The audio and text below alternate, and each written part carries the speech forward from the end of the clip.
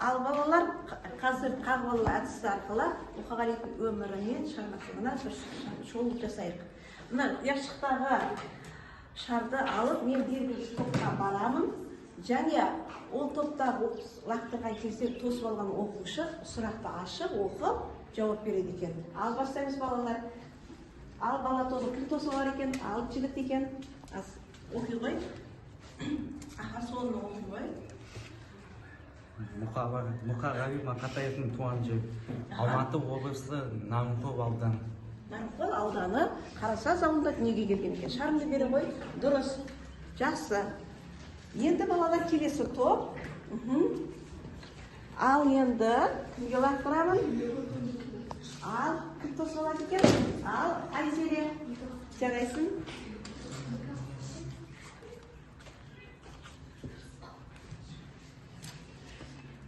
Мұқағали Мақатаевтың қандай өлеңдерін білеміз? Ана, отан туралы, үш бақытым музаға. Және тағы басқалар. Жақсы. Өлеңдері. Енді жақсы.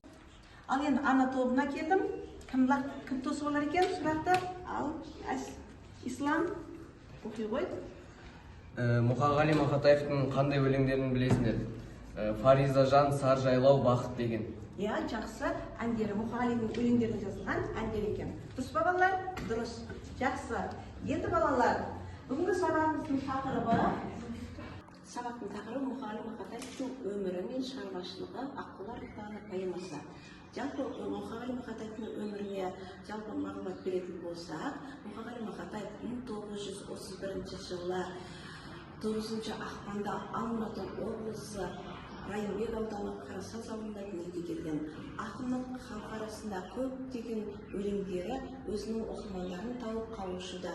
Оның үш бақытым, Қазақстан, Қайрат Қарасазым-ай, отан туралы, Фаризажан, музаға, түсіне тау еді деген өлеңдерінен бөлек, оның Райымбек, Аққулар ұйықтағанда поэмалары бар. Біздің бүгін өтетіміз Аққулар ұйықтағанда поэмасының құндылығы. Аққулар ұйықтағанда поэмасындағы құндылық бұл ананың баласына деген шексіз махаббаты, табиғат пен адам заңының арасындағы тепе-теңдіктің сақталуы және табиғаттың заңдылығы сақтау керектігі, аққулардың қасиетті екендігін және оларды қорғау керек екендігін, сонымен бірге табиғатты аялауға шақырады. Сабақтың мақсаты шығармадағы көркемдегіш құралдарды психологиялық параллелизм, перефраз, эллипсис қолданысын талдай отырып, автор стилін анықтау. Енді балалар, бірінші біз көркемдегіш құралдар дегеніміздің өзі не еді? Соны еске түсірейік. Кәнекей, кім айтады? Иә, Жанерке.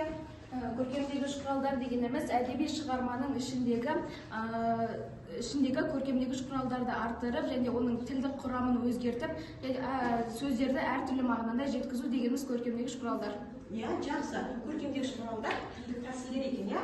Өлеңнің мәнін арттыру үшін, көркемдігін арттыру үшін мақсатында. Енді балалар, көркемдегіш құралдардың қандай түрлері бар? Түрлері бар ма? Иә. Иә. Ал? Перифраз. Перифраз. Дұрыс.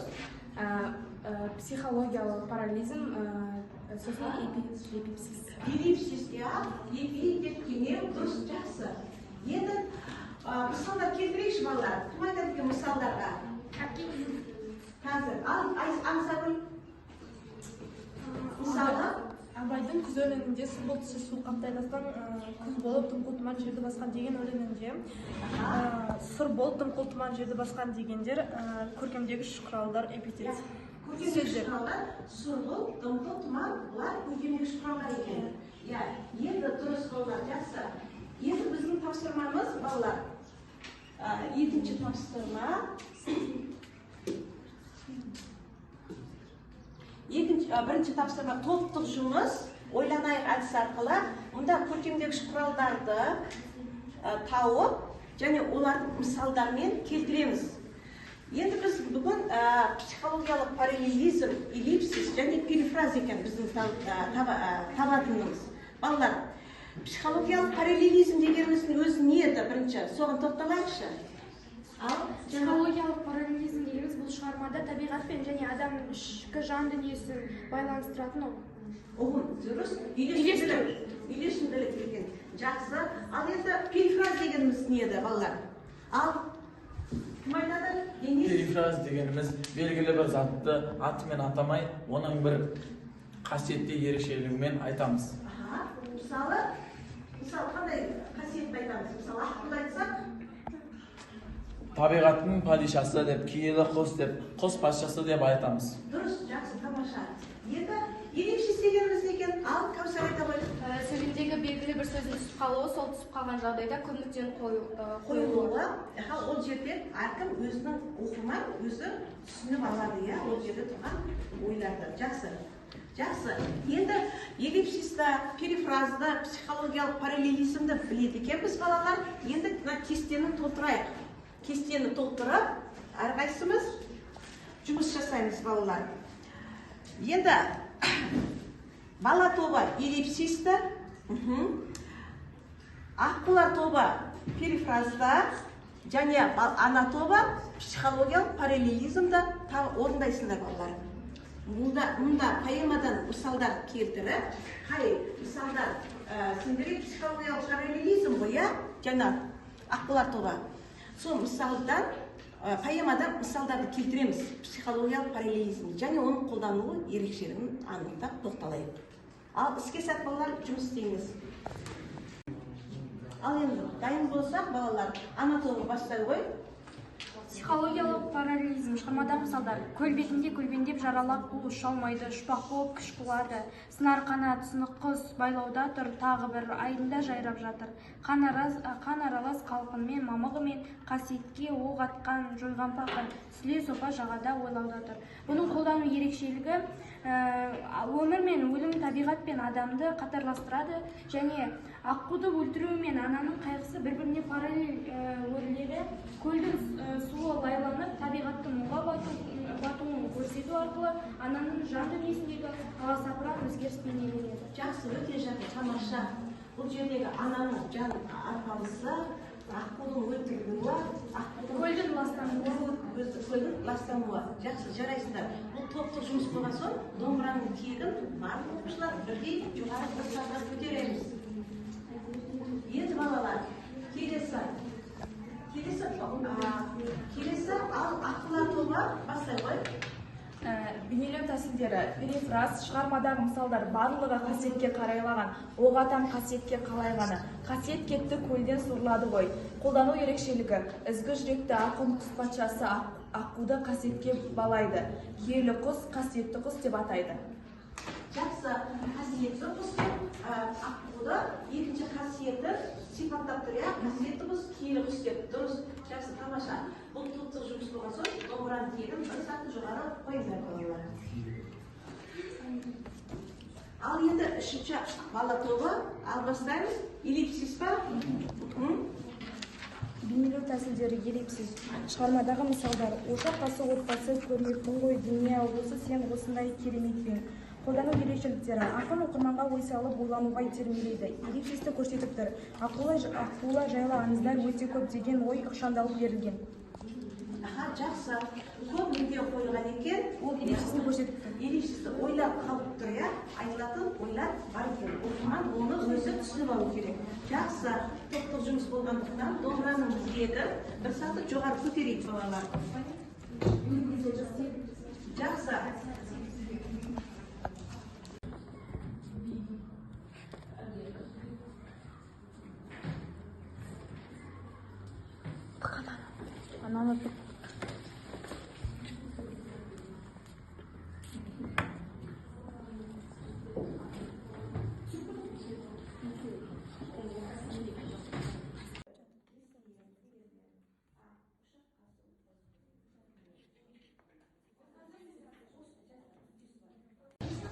Ал енді балалар, ендігі тапсырма, жеке жұмыс, бұл сәйкестендіру жұмысы. Поэмадағы мысалдарды біз көркемдегіш құралмен сәйкестендіреміз балалар. Ал бастаймыз. Көл бетінде көлбеңдеп жаралақ болып. Ал кім бастайды екен? Жанар.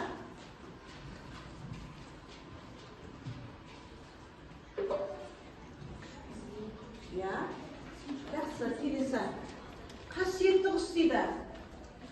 Кім айтады? Қасиетті құс. Қай көркемдегіш құралға жатады? Ya, ислам. Қасиетті құс, бұл қайсы көркемдегіш құрал? Дұрыс. Көрейміз бе екен? Ya, келесі. Ошақ басы, отбасы көрметтің ғой. Дүние-ау, сен осылай кереметпен. Қай көркемдегіш құралдың номерін тұрғанлар? Қараңдар. Қандай көркемдегіш не айтты? Я, ағасынжан. Қай көркемдегіш құрал екен? Елепсіз. Я, көрейік. Дұрыс па екен? Жақсы. Отыра ғой.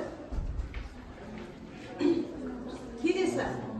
Оятып дүниені дел сал болып тамызын, тағы да тамсағындар. Қайсы көркемдегіш құрал? Кім шығады? Ина? Шыға ғой.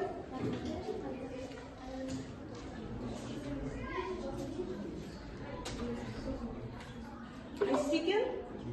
Кейіптеу, дұрыс екен? Келесі. Киелі құс, қасиетті құс. Кім айтады? Ал. Азеке. Киелі құс, қасиетті құс. Қайсысы болады ол?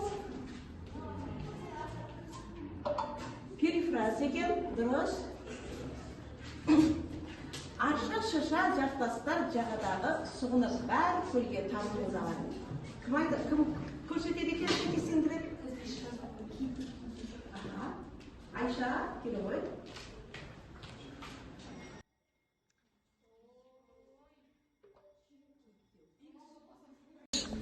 Өлтіреген жетім қой көкке қарап, өлді деген көз жасын сүйе алмай тұр. Қай көркемдегіш құрал? Ал, Ринат, қайсысы екен? Көрейік. Дұрыс, психологиялық параллелизм екен. Я, балалар, тамаша. Бұл жеке жұмысымыз жақсы аяқталды. Көркемдегіш құралдарды жақсы білген екенбіз. Өте жақсы, тамаша. Домбыраның тиегін бір сатыға жоғары көтеріп отырыңдар, балалар.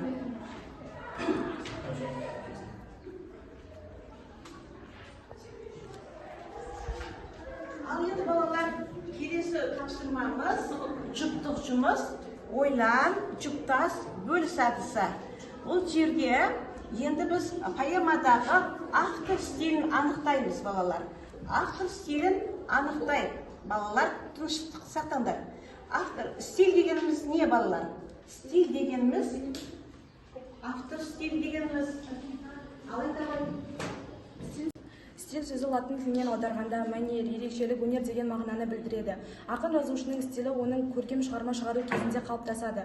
Және де әрбір ақынның жазушының өзіндік мәнері, сөз сөйлеу, қолдану тәсілдері болады. Тамаша, жақсы, өте жақсы. Стиль дегеніміз анықтамия түр мәнер екен. Жақсы. Және кім? Аяжан, номер келесін сатып жоғар қоямыз.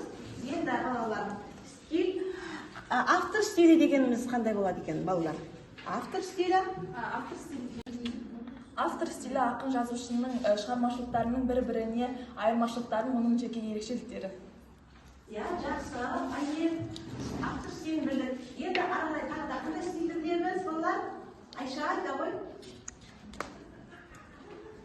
Автор баяндаушы ретінде шығарманың тақырыбы және оқырмандарға деген көзқарасының көрінісі, стиль белгілі бір нәрсенің айқын көрінісі мен ерекшелігі. Яғни әдебиетте әр ақын жазушының шығарма жазудағы өзіндік мәнері. Мәнері, я, жақсы, баяндаушы автор өзі баяндаушы екен, өзінің көзқарасын, пікірін білдіреді. Жақсы. Енді балалар, біз Аққулар ұйықтағанда поэмасынан автор стилін анықтайық. Тапсырма түсінікті ғой, балалар? Сендер екі поэмадан екі стильді, екінші Аққулар тобы екі стильді, автордың стилін. Және ана тобы екі автордың стильді анықтайды, балалар. Ал сізге сәт. көріністері.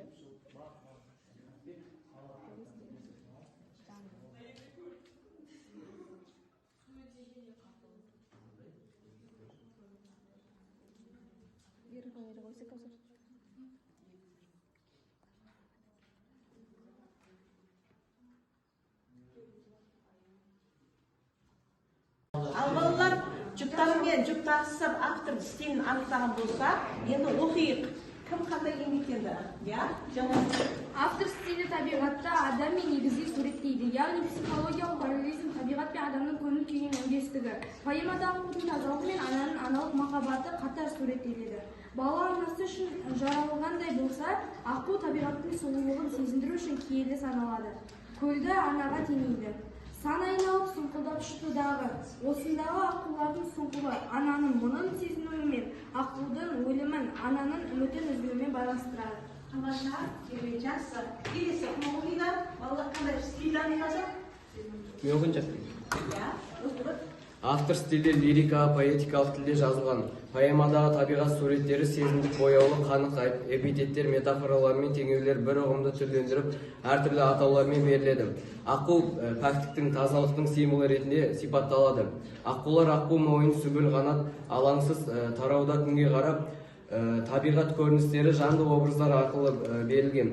Поэма адамды сұлулыққа толы сезімге баурайтын суретті сөздері мүмкін бай өлең жолдарынан тұрады. Тамаша, лирикалық сипатта жазған екен стилі. Я, келесі кім оқиды? Айша. Ал Айзер оқиды. Автор поэма трагедиялық қағысы басым стилде жазған. Поэма баланың ауыр халі, ананың шарасы күйі, аққуды ату арқылы ананың некесі қасіретке ұшырауын көрсетеді. Табиғат заңдылығы мен адам тағдырының қақтығысы көрінеді. Поэма бастан аяқ трагедиялық стилде жазылған. Қандай стилде жазылған? Трагедиялық стилде жазылған. Поэманың өзі, я, бастан аяқ трагедиялық. Автор стилі философиялық ойларға негізделе жазылған. Мұқағали Мақатаевтың поэмадағы аққуды өлтіру қасиетті нәрсеге қол сұғу, ал бұл жазасыз қалмайтын күнә екенін айтады. Ақын адам мен табиғаттың арасындағы нәзік тепе-теңдікті, олардың өзара байланысының философиялық тұрғында қозғайды. Табиғат заңдылығының бұзу үлкен қайғыны оқиғаларға әкелетінін көрсетеді. Тамаша, яғни философиялық табиғаттың заңдылығы сақталу керек, табиғаттың тазалығы сақталу керек, аққулар киелі құс, оларды сақтау керек, оларды табиғатты аялау керек. Яғни философия табиғат пен адамның арасындағы тепе-теңдік сақталу керек дейді, ақынның стилі. Я, тамаша, келесі бала тобы Айша оқиды. Жұптық жұмыс автор стилінің ерекшеліктері. Автор поэманы қазақ дүниетанымы мен морфологиялық астарлы стилде жазды. Аққу қазақ мәдениетінде киелі құс. Ол табиғаттың тепе-теңдік сақтаушысы. Ананың аққуды өлтіруі қасиетті бұзылуын жазылмас күнәні білдіреді. Бұл арқылы автор халықтың наным сенімдерге табиғат пен адам арасындағы үйлесімділікке назар аударды. Жақсы, тамаша, мифологиялық стилде жазған екен, я? Мифологиялық наным сенімдерге құрылған стилде жазған екен ақын. Тағы да, ал кім? Кәусар? Автор стилі психологиялық тереңдікпен жазылған. Автор ананың ішкі жан дүниесін, оның қайғысын, рухани күйзелісін терең бейнеледі. Ана жүрегінің екі құдай сезімі баласының дертіне шипа іздеуі. Аққуды ату секілді оқиғалар арқылы үлкен психологиялық тебіріністермен өрбиді.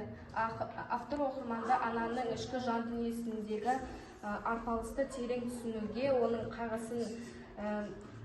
қайғысы мен шарасыз халін психологиялық тұрғыда шебер суреттеген. Психологизмге құрылған екен, я? Автор стилі психологизмге құрылған екен. Өте жақсы, тамаша. Балалар, автор стилін анықтады. Енді барлық жұптарымен жақсы жұмыс істерсіңдер. Енді домбыраның тегін бір сатыға жоғалтып қоямыз. Тамаша, бағаласақ, енді еңбегімізді бағаласақ, балалар. Бүгін сабақ үйде тапсырма. Сабақтың соңында платформа әдісі бойынша тест тапсырмаларын телефон арқылы орындаймыз, балалар. Ал сендерге мен сілтеме жібердім телефондарға. Сол телефонға кіріп, сілтемені ашып, тест тапсырмаларын орындаңдар.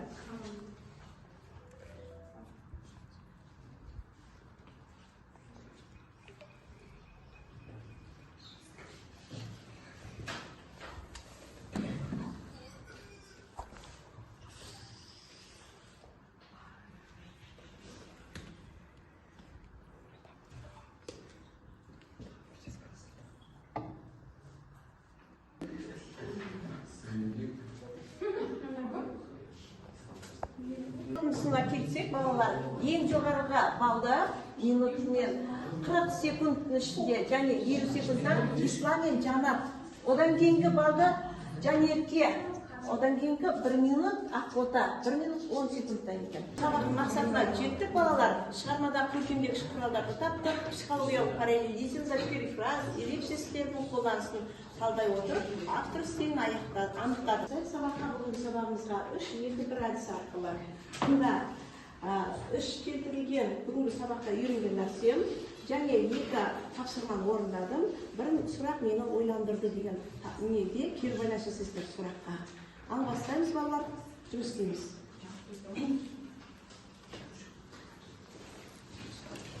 Ал балалар, кері уақытыңызда енді тақтаға әліңдер кері байланыстарыңызда.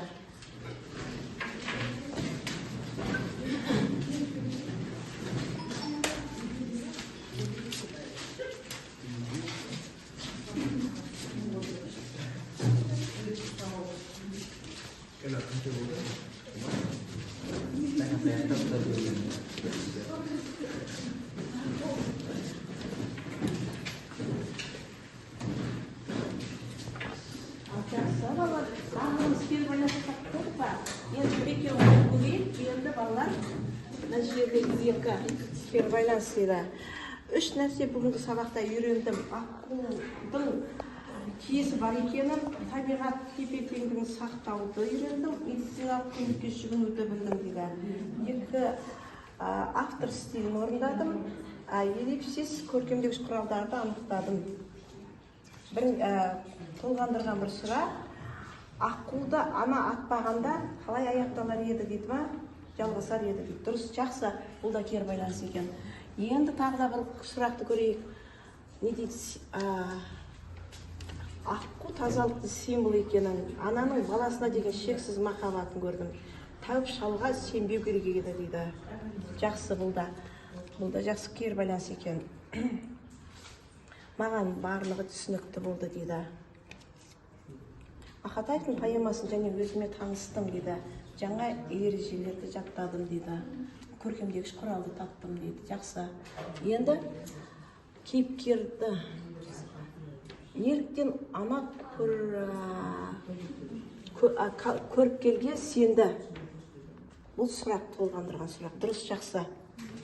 Енді мына сұрақты көрейік, балалар.